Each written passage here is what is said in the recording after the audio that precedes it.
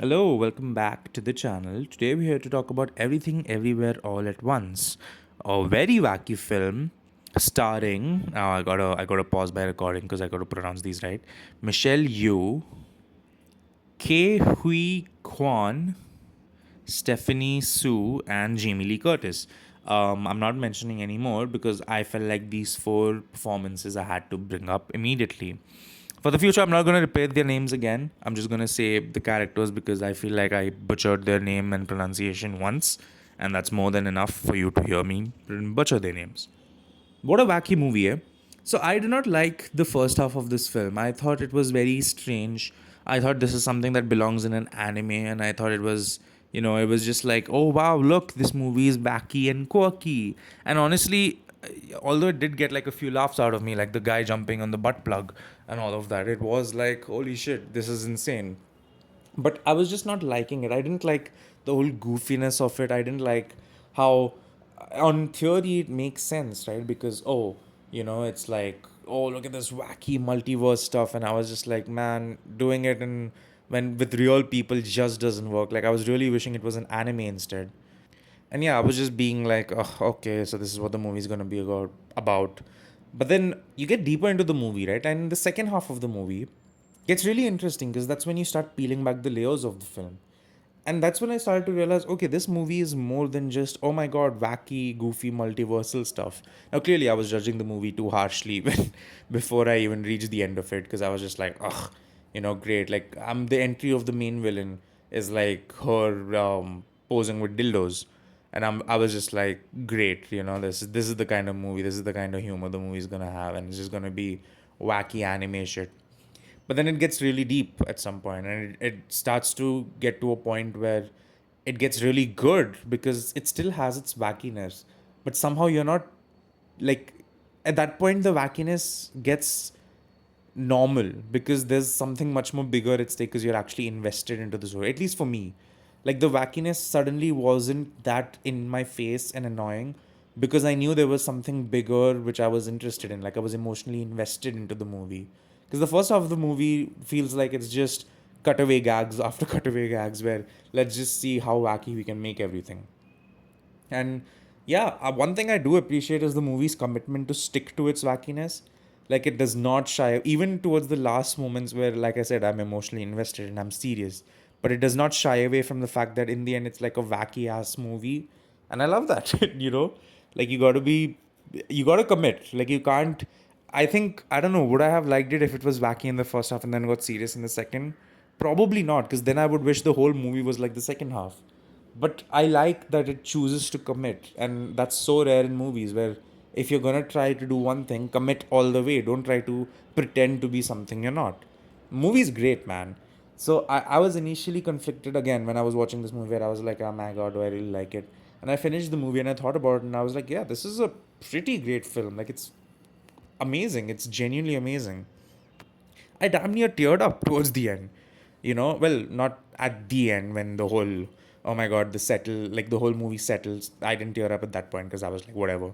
But like, I think where it really got me was like the part where the husband in the alternate universe where she's a movie star and the husband is, he's just like, I think the whole, okay, K. Hui Kwan, Mr. Kwan. I'll just call him Mr. Kwan. I think Mr. Kwan's whole revelation of him being like the anchor point of her chaos, being the calm and patient one, and especially like that whole sequence was absolutely fantastic. And like it just kept building up, and I didn't realize I was getting emotional until where we have the movie star universe where he says, maybe in another universe I would like to have just run a shitty laundromat and done taxes with you, and that's incredible. And at that point, I was just like, "Holy fuck, man!" Like there, I was like all teary eyed, and like there were tears going down my face, and I was like, "Fuck, this movie really hits in ways which I didn't expect it to."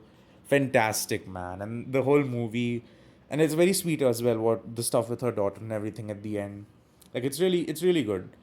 And yeah, just that plot point, like the plot point of the husband being the reason why the chaos just works, is it's so good. It's so good. Like the whole relationship with the daughter and everything. Like the movie goes from haha wacky weird Luke multiverse stuff to like some really grounded storytelling, right? Like that stuff is like stuff like movies are made in that kind of theme all the time. They just added a wackiness, sci-fi, multiverse nonsense to it. But like that whole theme of, oh, love and loss and grief and like interpersonal relationships, like we've seen so many movies which have come out which do that well. But to for a movie to basically in the end be another interpersonal relationship film about humans and their connections, but to layer it in such a way with such a wacky, insane little, to put it to the lack of a better term, a bagel, like such a wacky bagel, because the center is what we've already seen, but then it's wrapped in like this multiversal wacky nonsense, and it's genius.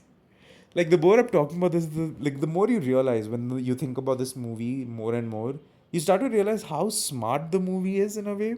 Like it's just genius how such a simple kind of plot and such a like what is anyway like a good topic, and movies have done this good or done this subject matter well before. Like the movie just takes a new approach to it, and it's one of the most wildest new approaches you've ever seen. It's fantastic. I love this film. I love the uniqueness of the film, obviously. Like, you can't really say you've seen a movie like Everything Everywhere All at Once, because it is really just one of a kind film where things are happening, but it's just incredible. It's genuinely an incredible film. I mean, I wouldn't say it's a five-star film, because then I would have started off by saying it's perfect.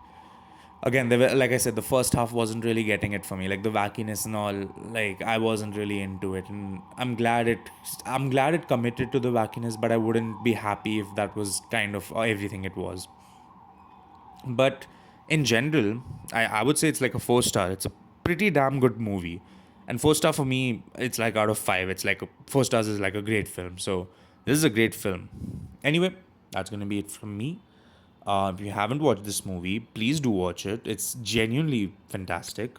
Don't forget to leave a like and subscribe, and I'll see you all in the next one.